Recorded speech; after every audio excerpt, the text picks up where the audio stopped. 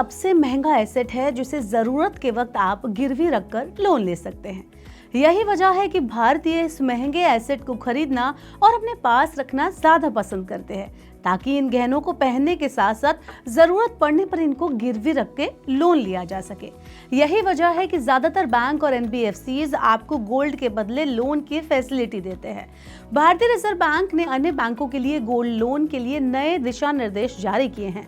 इन दिशा निर्देशों को जारी करने का मकसद गोल्ड लोन से संबंधित रिस्क मैनेजमेंट को बढ़ाना है, ताकि बैंक और ग्राहक सुरक्षित तरीके से गोल्ड लोन ले सकें और दे सकें। क्या है ये पूरी खबर, चलिए आपको इस वीडियो में बताते हैं, तो ये वीडियो एंड तक देखना ना भूलें। Hello and welcome to Money 9, मैं हूं मीनू शर्मा। आरबीआई द्वारा गोल्ड लोन पर बनाए गए ये निर्देश सभी बैंकों, एनबीएफसी और सभी सहकारी बैंकों पर लागू होंगे। ये नियम कोलैटरल यानी गिरवी रखे जाने वाली चीज से भी जुड़े हैं। अब आप सोने को गिरवी रखकर बैंक और गोल्ड फाइनेंसिंग कंपनियों से लोन उठा सकेंगे, लेकिन आप गोल्ड लेने के लिए फाइनेंशियल इंस्टीट्यूशंस के पास कुछ चीजों को गिरवी के तौर पर नहीं रख पाएंगे।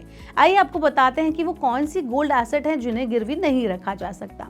बैंक कर्ज लेने वालों को सोने के गहने और सोने के सिक्कों के बदले गोल्ड लोन दे सकते हैं।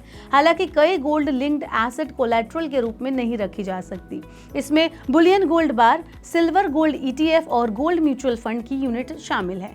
आरबीआई की तरफ से बुधवार को जारी ड्राफ्ट फ्रेम में साफ किया गया है कि बैंक और अन्य वित्तीय संस्थान गोल्ड ईटीएफ और गोल्ड म्यूचुअल फंड यूनिट के बदले कोई लोन नहीं दे सकते।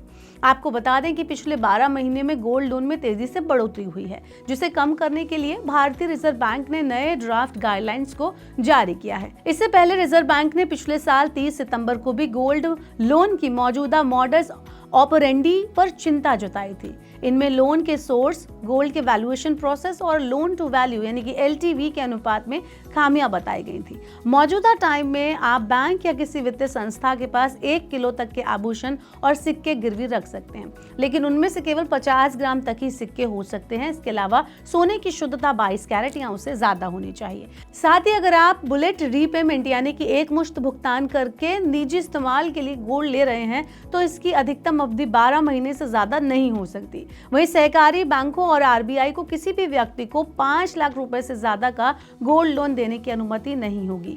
आरबीआई द्वारा प्रस्तावित दिशा निर्देशों के अनुसार आपके सोने की शुद्धता और कीमत का आकलन एक स्पष्ट और एक समान प्रोसेस के जरिए किया जाएगा, यानी आपको अपने गहनों की कीमत तय करने में ट्रांसपेरेंसी मिलेगी। आप एक साथ अलग अलग गोल्ड लोन नहीं ले पाएंगे, यानी अगर आपने निजी खर्च के लिए गोल्ड लोन लिया है तो आप बिजनेस खर्च के लिए दूसरा लोन नहीं ले पाएंगे। इसके अलावा आपको ये भी देखना होगा कि जिस उद्देश्य से आपने गोल्ड लिया है, आप उन पैसों का इस्तेमाल उसी काम के लिए कर रहे हैं या नहीं। हालांकि इसे लेकर आरबीआई ने ड्राफ्ट रेगुलेशन जारी कर दिए हैं, लेकिन आगे क्या होगा? फिलहाल इस ड्राफ्ट पर जनता से सुझाव मांगे गए हैं और सुझावों के आधार पर ही अंतिम निर्णय लिया जाएगा। ये जो गोल्ड लोन को लेकर नए दिशा निर्देश आए हैं, उस पर आपका क्या कहना है? आपके हिसाब से ये आम जनता के लिए कितना बेनिफिशियल है, या फिर ये उसके सामने परेशानी खड़ी कर देगा, गोल्ड लोन लेना और मुश्किल हो जाएगा? आपको क्या लगता है? आप हमें कमेंट बॉक्स में बताएं। ऐसी और वीडियोस के लिए देखते रहिए मनी 9 और सब्सक्राइब करें मनी 9 का यूट्यूब चैनल। इस सिप से तो नींद टूटती है, लेकिन केवल जागना नहीं, आगे भी तो बढ़ना है। उसके लिए चाहिए एक और सिप। हर महीने छोटी छोटी रकम की इंस्टॉलमेंट यानी सिस्टमैटिक इन्वेस्टमेंट प्लान से शुरू कीजिए निवेश। लेकिन पैसे बढ़ाने वाली कौन सी सिप आपके लिए रहेगी अच्छी? म्यूचुअल फंड सिप से जुड़े हर सवाल का जवाब मेरी सिप मेरा सवाल। सोमवार से शुक्रवार 4 बजे मिलेंगे हम सिर्फ मनी 9 पर।